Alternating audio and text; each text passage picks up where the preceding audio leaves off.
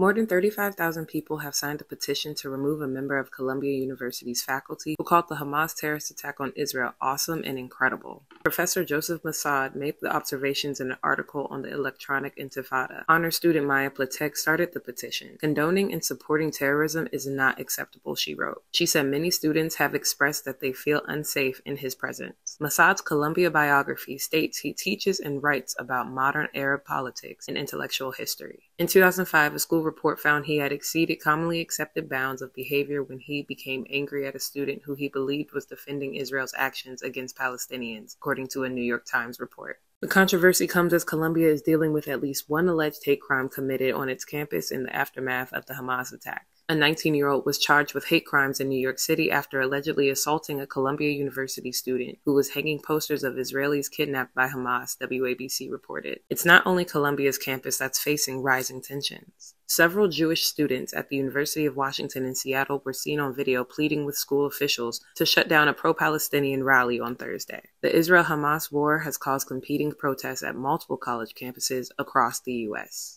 In New York City Friday, those at pro-Israel rallies speaking their message. Pro-Palestinian rallygoers doing the same. Israel, you can hide. Across the city, there were signs of worry other expressions could prove more violent. And while there is no credible threat and everybody is urging New Yorkers to go about their business, we are very prepared and very much deployed. New York City visibly upped its security presence in its transit systems and outside of places of worship. Nobody should have to worry about going to school or work or recreation for their own safety because of anti-Semitic violence. In Washington, extra security surrounds the U.S. Capitol. A Jewish day school in nearby Rockville, Maryland, canceled classes Friday after the Israeli embassy warned of potential violence, even though there were no direct threats to the school. The more we learned about the attack, the more horrifying it becomes. President Joe Biden, speaking in Philadelphia about the economy, began by talking about his Friday call with U.S. families who have loved ones still unaccounted for after attacks by Hamas in Israel.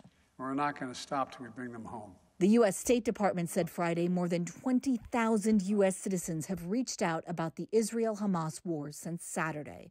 Though not all have looked for direct help leaving Israel, it's a reminder how many Americans are impacted by the violence, away and at home. I'm Emily Schmidt reporting. Thousands of miles from the violence gripping Israel in Gaza, grief is still heard in New York. We cannot hold back our grief for the suffering of other human beings. Resolve expressed in California. Prayers lifted in Utah. May the one who brings peace above bring peace down upon us and upon all of Israel. And potential threats to safety are still hitting close to home. Certainly, it is also important for the president, for people to feel protected and to feel safe. The White House shared a Situation Room photo Thursday on social media, showing a focus on homeland security.